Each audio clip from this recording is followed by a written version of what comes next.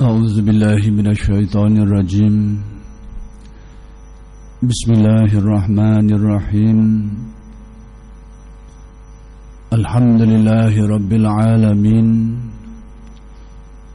وبه نستعين اللهم صل وسلم وبارك على سيدنا محمد وعلى آله وصحبه في كل لمحة ونفس عدد ما وسعه علم الله رب اشرح لي صدري ويسر لي أمري واحلل عقدة من لساني يفقه قولي ولا حول ولا قوة إلا بالله العلي العظيم إلهي أنت مقصودي ورضاك مطلوبي أعطني محبتك ومعرفتك. Assalamualaikum warahmatullahi ta'ala wabarakatuh. Alhamdulillah wa syukurillah, segala puji bagi Allah yang telah memberikan hidayah dan taufik. Mudah-mudahan kita sentiasa dikurniakan Allah hidayah dan taufik. Kuliah Masjid Abidin pada malam ini ingin meneruskan lagi huraian kalam hikmat Syekh Ahmad Ibn Athaillah Al-Iskandari radhiyallahu anhu yang ke-36,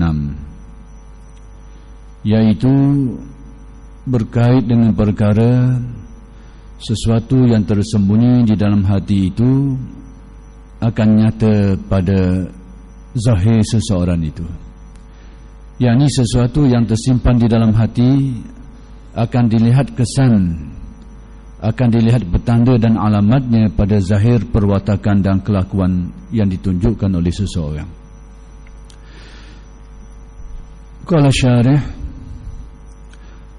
Abu Talib Al-Makki radhiyallahu anhu berkata, Syekh Abu Talib Al-Makki ini merupakan salah seorang tokoh ulama ahli tasawuf yang peringkat awalan dulu, yakni sebelum Al-Imam Al-Ghazali lagi, dan telah menulis banyak karya-karya sufi yang terkenal.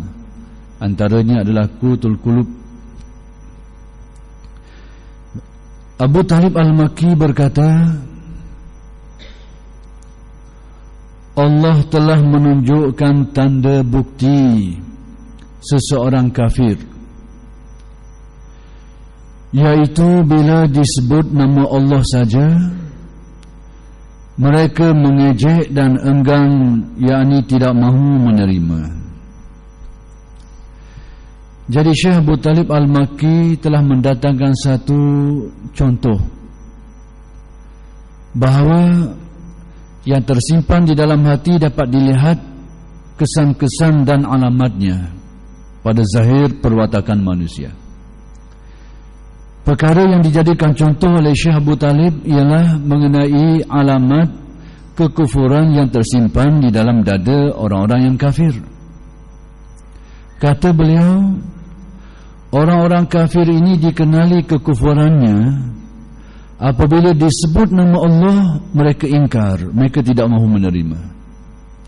Itulah tandanya bahawa di dalam hati mereka itu tersimpan kekufuran.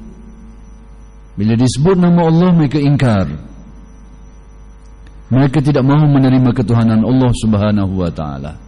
Jadi kekufuran itu adalah sifat dalaman manusia, tapi petandanya, alamatnya dapat dilihat dari perwatakannya. Jadi dalam kisah ini, bila disebut saja nama Allah, yang dibicarakan tentang ketuhanan Allah, keesaan Allah, mereka ingkar, mereka bantah. Itu adalah alamat di dalam hati mereka tersimpan kekufuran. Maka yang ini dijadikan dalil oleh Syekh Abu Talib bahawa yang zahir dari perwatakannya itu, daripada tindakan dan perlakuannya itu, menunjukkan yang tersimpan di dalam hati. Lalu dalam perkara ini dikaitkan dengan firman Allah. Firman Allah, wa idza zukirallahu wahdah Ishma'azzat qulubul ladzina la yu'minun.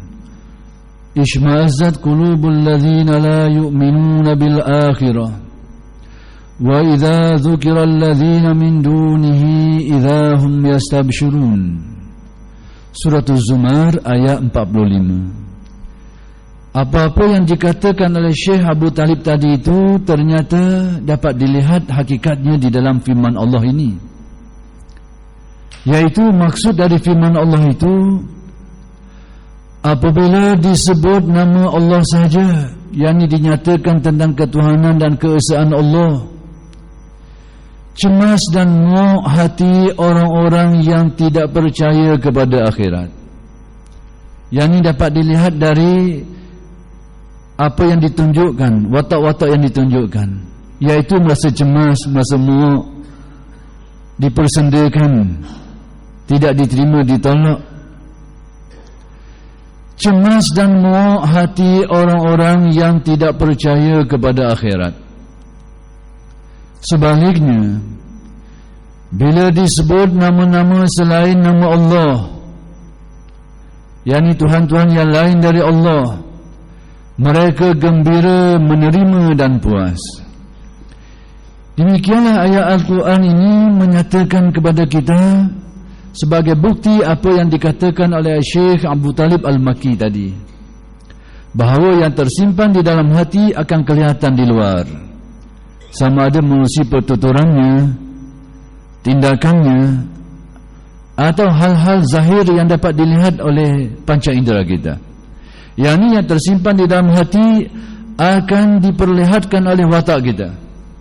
Jadi dalam ayat ini dinyatakan orang-orang yang kafir itu, yang ingkar kepada kehidupan akhirat, bila disebut tentang ketauhidan Allah, tentang ketuhanan Allah, keesaan Allah, mereka akan mengejek-ngejeknya. Mereka akan ingkar perkara ini. Mereka menunjukkan watak, mempersendakannya, bahawa itu adalah alamat bahawa di dalam hati mereka itu ada keingkaran. Mereka ingkar, mereka tidak percaya. Sebab itu mereka menunjukkan watak ini. Tetapi sekiranya yang disebut itu selain daripada Allah, lalu mereka menunjukkan watak yang lain, mereka merasa senang, mereka dapat menerimanya. Maka demikianlah apa yang disebut di dalam ayat ini mengesahkan apa yang dikatakan oleh Syekh Ahmad Ibnu Athaillah Al-Iskandari dalam kalam hikmat ini, bahawa sesuatu yang tersimpan di dalam rahsia hati itu akan kelihatan menerusi wataknya. Mungkin dalam hal-hal tertentu seseorang boleh menutupnya. Apa yang tersimpan di dalam hati yang berupa keyakinan, yang berupa ehwal-ehwal hati, yang berupa akhlak-akhlak, mungkin seseorang itu boleh menutupnya seketika, tapi tidak untuk selama-lamanya. Maka sebab itu, pertama sekali, hal-hal yang di dalam hati itu akan kelihatan pada zahir tingkah lakunya. Orang boleh menjadikan ini sebagai bukti untuk diteliti, boleh dijadikan sebagai alamat untuk kita melihat hal yang tersembunyi di dalam hati. Perkara yang kedua, kalau kita ingin melihat perwatakan zahir kita menjadi lebih baik dan sempurna, maka caranya perbaiki yang tersimpan di dalam hati kita itu.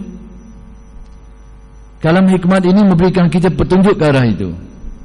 Kalau kita ingin melihat, kalau kita ingin menjadi seseorang yang watak kita baik, watak kita ini sesuai dengan kehendak Allah, watak kita ini terpuji, caranya perbaiki yang tersimpan yang di dalam hati kita itu.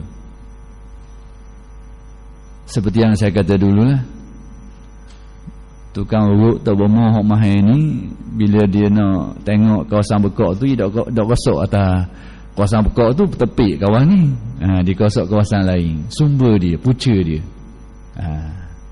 Maka demikian juga tingkah laku perbuatan buruk yang ada pada diri manusia ini, kalau nak dibaiki, nak baiki kat mana? Nak bagi bahagian mana? Maka kalam syekh ini, kalam hikmat ini memberikan kita pedoman. Tempat sakit kawasan lain, tempat kena baiki tempat lain. Bila terbaiki yang di situ, yang sakit-sakit tadi akan terbaiki dengan sendirinya. Maka demikianlah pelajaran yang kita perolehi daripada kalam hikmat yang ke-36 seperti yang dinyatakan oleh Syekh Ahmad Ibn Athaillah Al-Iskandari.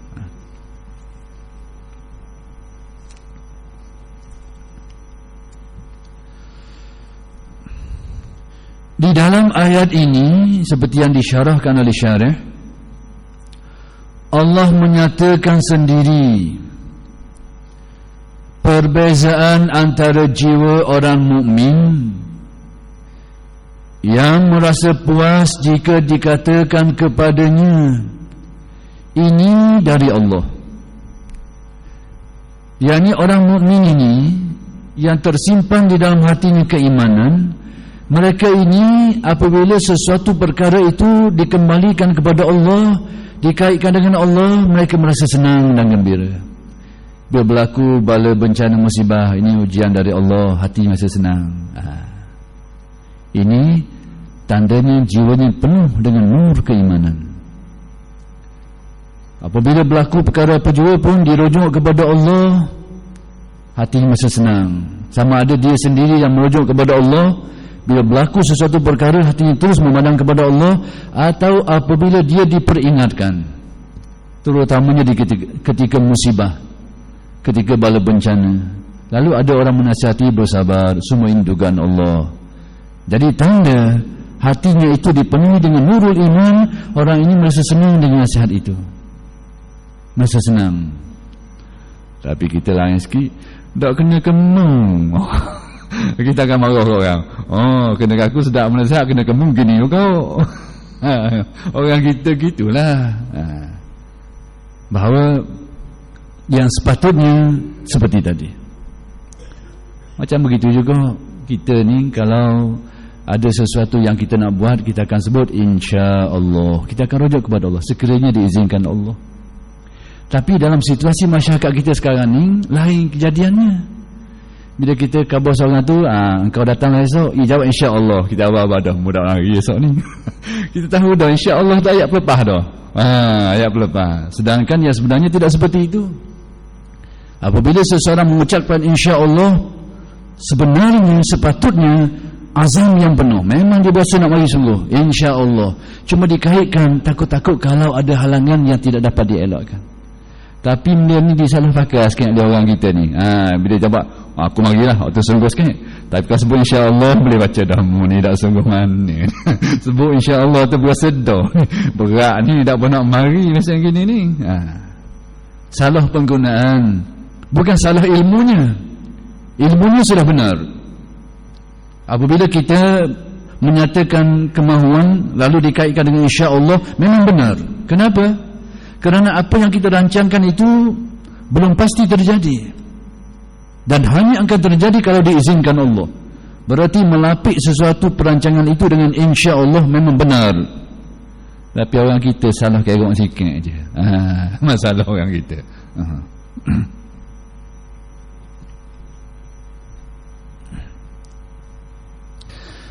Sedang orang kafir tidak merasa puas. Tanda hatinya itu sama ada terisi dengan kekufuran atau iman yang tidak penuh, tidak bersinar. Dia kurang senang kalau dikembalikan kepada Allah. Tidak jeliha, tidak berasa.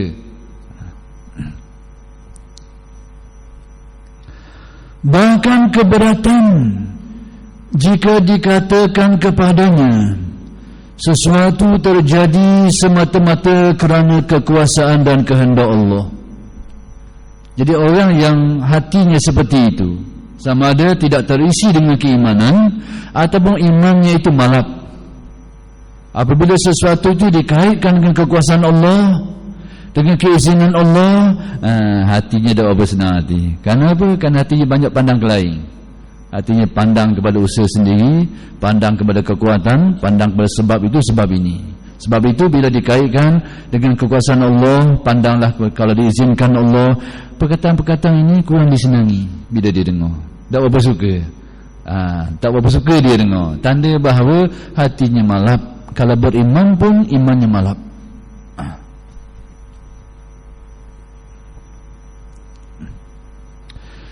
Dan ini pula merupakan perbezaan antara iman, tauhid dengan syirik. Di sini jugalah akan terlihatnya perbezaan antara keimanan, ketauhidan dan kesyirikan. Tengok wataknya. Setiap perkara itu bila dikembalikan kepada Allah, hati yang mukmin merasa senang dengannya. Adapun sekiranya dikembalikan kepada Allah, hati tidak merasa senang, bahkan tidak dapat menerimanya, hatinya itu sakit. Sakit hatinya. Demikianlah kalam hikmat yang ke-36 seperti yang ingin dinyatakan oleh Syekh Ahmad Ibn Athaillah.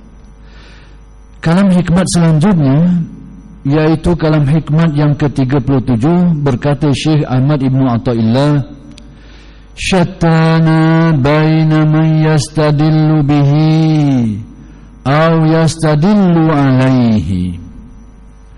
Al-mustadillu bihi arafa al-haqqa li ahli fa asbata al-amra min wujudi asli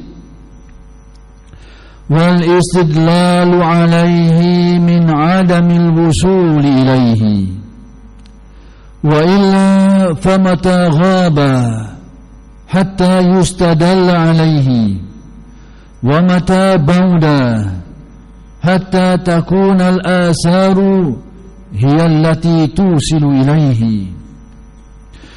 Dalam kalam hikmat yang ke-37 ini, Syekh Ibn Atha ingin menjelaskan dua ehwal manusia dalam hal makrifat terhadap Allah. Ada dua pattern manusia dalam makrifat. Maksud kalam hikmat ini, jauh beza antara orang yang berdalil dengan adanya Allah, menunjukkan adanya alam, dengan yang jika dibandingkan dengan orang yang berdalil bahawa adanya alam inilah yang menunjukkan adanya Allah. Ada dua keadaan ahli makrifat. Satu golongan orang yang berdalilkan kepada kewujudan Allah dan kesempurnaan sifatnya atas makhluk ciptaannya. Golongan yang kedua, orang yang berdalilkan makhluk sebagai dalil menunjukkan kepada kewujudan pencipta dan kesempurnaan sifatnya. Inilah dua golongan manusia dalam mencapai makrifat. Golongan pertama diberikan makrifat dulu terhadap kewujudan Allah dan kesempurnaan sifat-sifatnya. Setelah itu baru dia kenal kesan-kesan kesempurnaan Allah, iaitu dengan terwujudnya makhluk ini. Golongan yang kedua memandang kepada makhluk dulu, lalu daripada pandangan terhadap makhluk itulah dijadikan dalil untuk membuktikan kewujudan dan kesempurnaan Allah Subhanahu wa ta'ala. Golongan yang pertama ini ahli makrifat yang sudah mencapai jazbah, ditarik hatinya sehingga terbuang hijabnya, lalu mencapai makrifat yang terang. Hatinya lebih mengenali Allah daripada makhluk. Adapun golongan yang kedua, golongan ahli suluk, orang yang dalam perjalanan untuk makrifat Tuhannya. Dia lebih mengenali makhluk daripada Allah, tapi makhluk itulah menjadi dalil untuknya kepada kewujudan Allah Subhanahu wa ta'ala dan kesempurnaan sifatnya. Demikianlah dua golongan yang ingin dijelaskan oleh Syekh mengenai perkara ini. Bandingan yang mudah. Golongan pertama itu orang yang kena tokek dulu. Dia kena tokek dulu. Kediam baru dia kena pekerja dia, baru kena kilang-kilang. Mula-mula kena tokek dulu. Lepas tu baru tokek ajak tengok kilang-kilang dia. Dia kena tokek ni hebat ni. Tapi tokek dulu dia jumpa. Kehebatan tokek ni, kekayaan tokek ni tak kena lagi. Kediam dia kena. Yang dia kena tokek ni tokek hebat, kaya. Harta dia tak pernah tengok. Pekerja-pekerja tak pernah tengok. Kediam baru tokek lagi tunjuk sesuatu. Ni kilang aku ni. Ni pekerja aku ni. Ni pesen yang pertama. Orang yang diajak tarik jumpa tokek dulu. Tapi kewujudan golongan ini nisbah peratusannya sangat kecil. Tak ramai pesan ini. Mereka inilah al-anbiya, al-mursalun, al-awliya yang ahli jazbah. Mereka inilah para nabi, para rasul, dan juga para wali yang mendapat jazbah. Inilah kelakuan mereka, makrifat mereka itu. Dikenalkan dengan penciptanya dulu. Adapun yang kedua ini, orang yang kenal kekayaan tokenya itu, kehebatan tokek itu, menerusi dia tengok pekerja-pekerja dulu. Tengok kilang-kilang. Oh, ramai pekerja dia ni. Besar kilang dia ni. Tokek ni kaya ni. Dia tak pernah jumpa lagi tokek. Tapi dia kenal tokek atas melihat kepada pemilikannya dulu.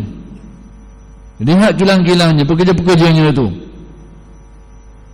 Masing dengan peralatannya. Kalau tokek barang dah orang cetong, dah nak buat kilang gini ni, mesti tokek ni orang yang memiliki sesuatu yang luar biasa boleh buat sebesar ini. Tapi tak pernah jumpa tokek. Tapi yang ini cukup menjadi alat untuknya, menjadi alamat untuk dikenal kehebatan tokek itu. Maka demikianlah dalam hal makrifat. Ada dua golongan manusia ini. Yang pertama itu yang dianugerahkan Allah mendapat makrifat Allah Subhanahu wa ta'ala. Allah lebih dikenali dari makhluknya. Selepas itu barulah diperlihatkan tentang kekuasaan Allah. Lalu diperlihatkan, oh inilah dalilnya makhluk, kewujudan makhluk ini. Ditunjukkan tentang kesempurnaan sifat-sifat Allah, bahawa Allah yang memberi rezeki, dikenali sifat itu. Didatangkan makrifat itu, baru ditunjukkan tentang fenomena alam, macam mana makhluk Allah Ta'ala dirizkikan. Dirizkikan, dikenal. Oh, ini dah makhluknya yang dirizkikan kau. Baru dikenali selepas itu. Demikianlah segala sifat-sifat kesempurnaan Allah diperkenalkan selepas itu, setelah dia memperoleh makrifat yang yakin terhadap Allah Subhanahu wa ta'ala. Adapun golongan yang kedua ini, golongan yang mengenali Allah menerusi makhluknya, dilihat pada makhluknya, dijadikan dalil, dijadikan alamat untuk mengenali pencipta dan kesempurnaannya. Dia tengok pada makhluk ini, daripada tidak ada kepada ada, mengenali ada pencipta. Makhluk yang begitu besar kejadiannya, yang tidak mudah dicipta, memerlukan kudrat yang kuat, dikenal penciptanya yang maha berkuasa. Dilihat daripada keelokan makhluknya, kesempurnaan makhluknya, bahawa yang seperti ini tidak mampu dilakukan oleh orang yang tidak cukup ilmunya. Lalu dikenali keluasan ilmu penciptanya. Maka demikianlah golongan yang kedua ini, orang yang sedang melintasi perjalanan makrifat, disebut ahlus suluk.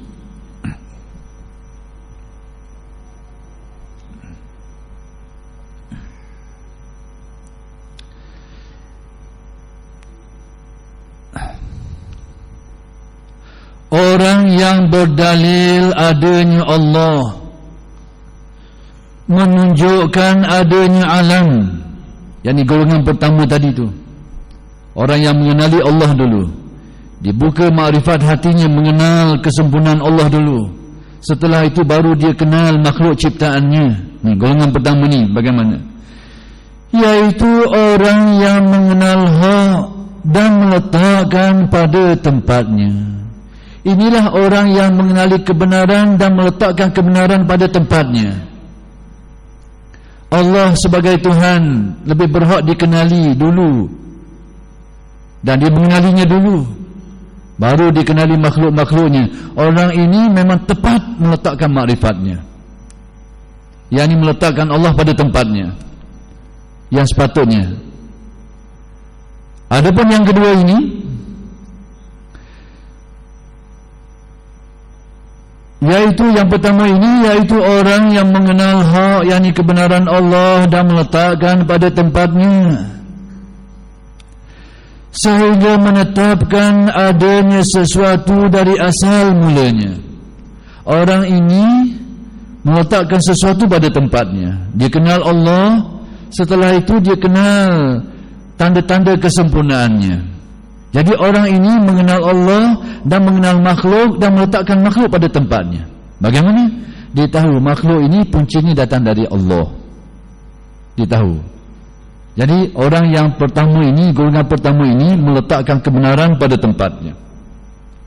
Dia kenal makhluk tapi kenal makhluk dari sumber asalnya, iaitu dari Allah. Yang ini makhluk itu datang dari Allah. Bila dikenal Allah, lalu dikenal hasil ciptaannya. Bila dikenal kesempurnaan sifat Allah, dapat dilihat semua ini pada ciptaannya itu. Jadi dia kenal makhluk tepat pada kedudukannya, iaitu bersumberkan dari asalnya. Sedang orang yang berdalil adanya alam, menunjukkan adanya Allah, yakni golongan yang kedua ini, orang yang mengenali alam dulu, dia kenal makhluk dulu, baru daripada pengenalan terhadap makhluk itu dikenali Allah. Kerana makhluk ini menjadi dalil, menjadi alamat kepada kewujudan Allah dan kesempurnaan sifat-sifatnya. Tapi orang ini dia kenal makhluk dulu, tapi makhluk itu sebagai batu loncatan, sebagai dalil, sebagai pedoman, sebagai petunjuk yang menunjukkan kepada Allah Subhanahu wa taala. Baik, golongan yang kedua ini kedudukannya bagaimana? Dari segi dalam ilmu ketuhanan, dalam ilmu kesufian.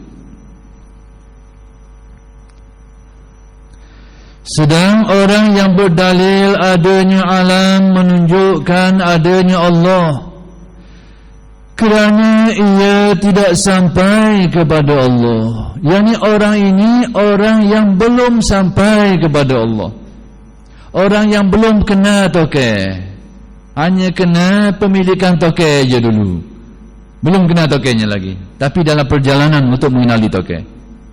Adapun yang pertama, orang yang sudah sampai kepada hakikat ma'rifat, setelah itu baru diperlihatkan kepadanya kesempurnaan sifat-sifatnya menusi makhluk yang diciptakan. Adapun yang kedua ini, orang baru dalam perjalanan nak mencapai hakikat ma'rifat. Dikenalinya makhluk dulu, tapi makhluk ini menjadi alamat untuknya, menjadi dalil untuknya, sehingga dia mengenal Allah. Perjalanannya akan berterusan. Orang ini dikira belum sampai, tapi sedang menuju kepada hakikat ma'rifat. Dan kebanyakan manusia adalah dari golongan ini. Kebanyakan orang-orang yang menempuh jalan ma'rifat adalah dari golongan yang kedua ini, orang yang kenal Allah menusi kenal makhluknya.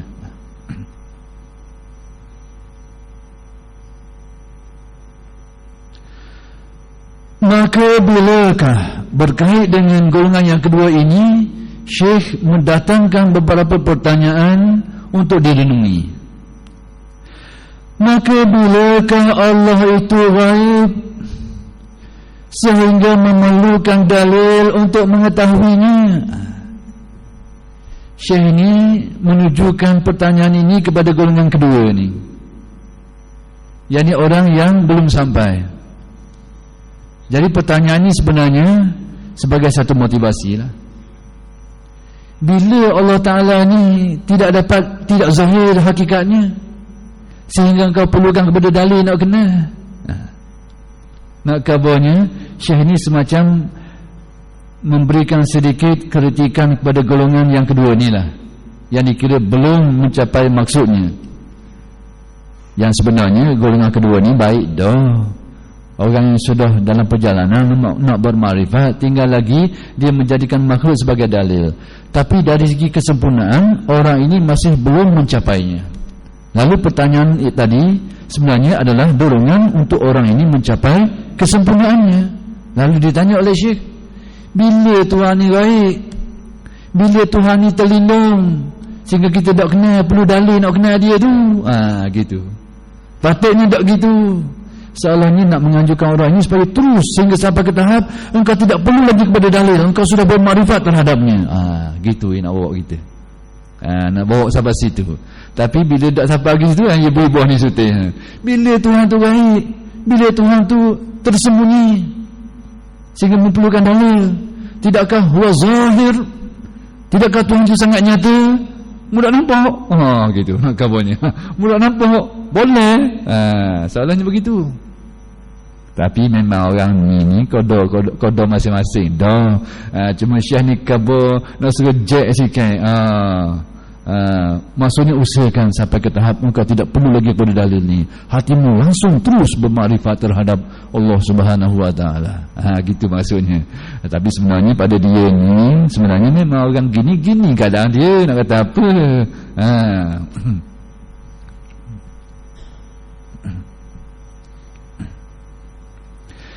Dan bilakah Allah itu jauh sehingga adanya alam ini dapat menyampaikan kepadanya? Sejak bila Allah Ta'ala itu jauh daripada kita sehingga engkau perlu menempuh satu perjalanan untuk sampai kepadanya? Salahnya pertanyaan ditujukan kepada golongan tadi tu, hak tengah jalan ni, hak tengok ke dalil ni, nak kenal Allah Ta'ala ni. Bila Tuhan tu jauh sehingga kita ni perlu menempuh sesuatu sehingga nak kenal? Tidakkah dia terlalu dekat kepadamu? Naknya gitu, naknya. Sepatutnya. Jadi demikianlah Syekh ini menjelaskan kepada kita tentang dua golongan manusia dalam makrifat. Orang yang sudah sampai dan orang yang belum. Orang yang sudah sampai hatinya dipenuhi makrifat, Allah lebih dikenali, lebih diyakini dari yang lain. Setelah itu barulah pandangannya melihat kepada makhluk sebagai melihat dari kesan kesempurnaan Allah Subhanahu Wa Taala. Ibaratnya barulah tokek tadi ajak pergi jalan tengok kilang dia tu. Tengok. Kediang lepas tu. Tapi tokek dulu dia kena. Adapun yang kedua, orang yang masih dalam perjalanan makrifatnya, masih menjadikan dalil sebagai pedoman untuk bermakrifat kepada Allah, maka yang ini dikira sebagai belum sempurna makrifat. Bukan tidak bermakrifat, sudah bermakrifat, tapi bermakrifat berasaskan dalil. Kesempurnaan makrifat dalam dunia tasawuf, makrifat tanpa dalil. Makrifat gua ni apa tu? Makrifat dengan naluri asli yang sudah tersimpan dalam diri setiap manusia. Asli sudah tersimpan dalam diri setiap manusia. Allah berfirman di dalam Al-Quran ketika manusia berada pada martabat ruhnya, belum ada jasad ini, ruhnya sudah ada. Alastu bi rabbikum qalu bala syahidna. Tidakkah aku ini Tuhanmu? Mereka menjawab, ruh. Arwah bukan satu, sudah banyak ruh. Ruh kita ni sebelum dijadikan ni badan kita je dulu kediang ni. Orang ni mamak kediang sikit, dolah dulu lagi. Ni tubuh badan je. Ruh sudah tercipta sebelum itu. Saudara. Jadi ketika Allah mengemukakan pertanyaan, mengambil penyaksian, alastu bi rabbikum, tidakkah aku Tuhan kamu? Apa jawapan ruh? Qalu bala syahidna. Mereka kata bahkan engkaulah Tuhan kami. Syahidna, kami menyaksikannya. Inilah iman yang asli, naluri yang tersimpan pada jiwa setiap manusia. Syahidna, kami menyaksikan, bukan alimna, bukan kami tahu, kami saksikan keaslian pandangan ruh. Kerana ruh itu mata hatinya dinamakan basirah, penglihatannya dinamakan musyahadah.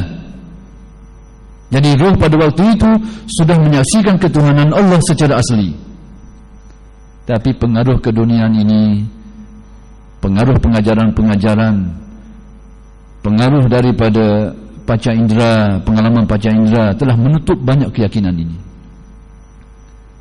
Rasulullah sallallahu alaihi wasallam bersabda, kullu mawludin yuladu 'alal fitrah fa abawahu yuhawwidanihi aw yunassiranihi aw yumajjisanihi. Setiap anak itu dilahirkan dalam naluri yang bersih, terutamanya naluri tauhid, bertauhidkan Allah. Sudah tersimpan makrifat ini dalam diri setiap ruh manusia. Tapi persekitaran, dalam hadis ini menyebut yang terdekat dengan persekitarannya. Siapa? Orang tuanya. Fa abawahu yuhawwidani. Inilah yang akan menjadikan, mencorakkannya, sama dia jadi Yahudi, aw yunasiranihi, atau menjadikan Nasrani, aw yumajjisani, atau menjadikan dia seorang Majusi. Yani pengaruh persekitaran. Pengaruh persekitaran. Pengalaman hidup kita tengok hari-hari. Orang ni pergi hospital tak cukup obat, mati. Orang ni sakit buah pinggang ataupun sakit jantung, mati. Akhir sekali itulah yang menutup makrifat kita. kita sudah terlupa hakikat yang menghidup mematikan hanya Allah. Lupa waktu. Lupa. Sebab apa? Tengok hari-hari ni. Hari ni gini-gini sebab macam-macam ni. Hari-hari kena 10 tahun, 20 tahun, bertinang-tinang, tebal, karat dekong. Kali lupa makrifat ni. Lupa makrifat. Huwa yuhyi wa yumiit. Hanya dia yang menghidup dan mematikan. Lupa. Kerana ini pengaruh ajaran orang tua. Orang tua mengajarkan kita macam-macam, itu ini. Takut gatu, menjangkit tempat tu takut atu. Sampai ketua takut gatu. Jangan dia atas kubur tu beratu. Sejak dari dulu orang tua ajar kita. Akhir sekali takut nak pergi kubur, nak ziarah kubur mak ayah pun takut. Naik semua macam ni atu. Pengaruh orang tua. Persekitaran, ajaran-ajaran, ilmu yang dipelajari ini banyak menutup makrifat yang asli dimiliki. Jadi demikianlah ahli makrifat golongan pertama ini memiliki makrifat yang asli, kembali kepada nalurinya. Adapun yang kedua ini orang yang nalurinya agak tercemar tapi sudah memiliki makrifat tasdiqiyah, membenarkan sama dia menerusi wahyu atau menerusi nazar, perhatian yang diperhatikan, memperhatikan alam, sehingga alam ini menjadi dalil untuknya dia mengenali Allah. Orang ini kenal Allah menerusi dalil. Jadi dalam dunia tasawuf, makrifat seperti ini dilihat belum sempurna, bukan tidak sah. Jangan salah faham, bukan tidak sah, tapi dikira belum sempurna. Maka untuk mencapai kesempurnaan, maka Syekh inilah mendatangkan 2-3 pertanyaan tadi tu. Apakah Allah Ta'ala tu terselindung sehingga kau perlukan dalil nak kenal dia? Apakah Tuhan kau tu jauh sehingga kau perlu menempuh satu perjalanan untuk mengenali dia? Sedangkan kau hari-hari nyawa nafas kau itu keluar masuk. Sejak bila kajian ini berlaku? Pernah kau kawalnya? Tidakkah nadimu setiap hari berdengut? Sepanjang umurmu berapa kali kau kawalnya? Tak pernah sekali pun kawalnya. Tidak jauh. Makanan-makanan yang kau makan itu diakikan seluruh tubuhmu. Pernahkah sekali kau mengawalnya? Makan ubi kayu pergi beti, besar beti. Maka tepak pergi kepala, petok jadi kepala. Seperti itukah kita mengawal makanan kita? Pernahkah sekali? Tidak pernah dikawal walaupun sekali. Terlalu dekat. Jadi Syekh mendatangkan pertanyaan ini untuk membuka pintu hati supaya makrifatmu perlu ditingkatkan sampai ke tahap naluri, iman yang bertaraf fitrah, keyakinan yang tidak dapat diganggu oleh sesiapa pun.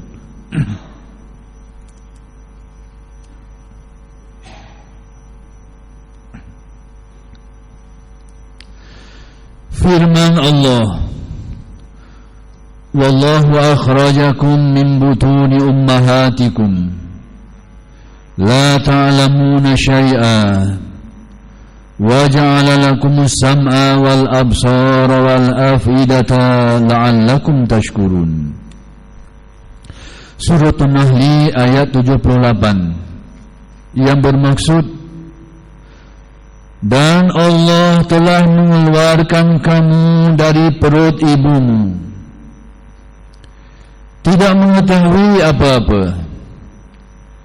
Kemudian Allah memberi kepadamu pendengaran dan penglihatan serta fikiran, yakni perasaan, supaya kamu bersyukur. Yakni ayat ini didatangkan berkait dengan kalam hikmat ini adalah secara khusus mengenai golongan yang kedua itu. Allah menciptakan kita yang asalnya tak ada apa satu, kewujudan pun tidak ada, apatah lagi sifat-sifat seperti melihat, mendengar, mengetahui dan macam-macam. Setelah diadakan baru diberi sifat-sifat itu,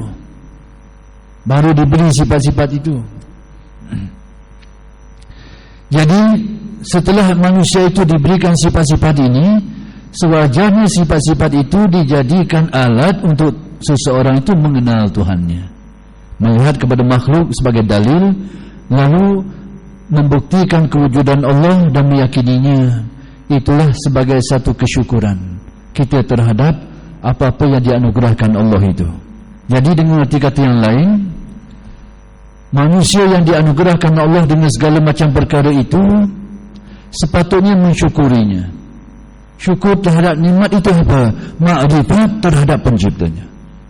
Itulah kesyukuran yang sebenar-benarnya setelah manusia memperoleh ma'rifat terhadap penciptanya itu.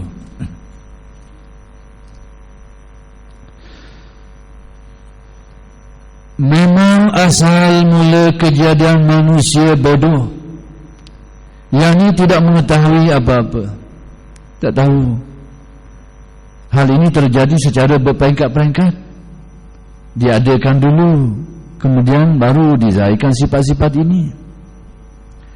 Hadis Nabi SAW menjelaskan, manusia ini adalah makhluk yang paling sempurna kejadian, bahawa dia menyimpan banyak rahsia-rahsia ketuhanan Allah Subhanahu wa taala.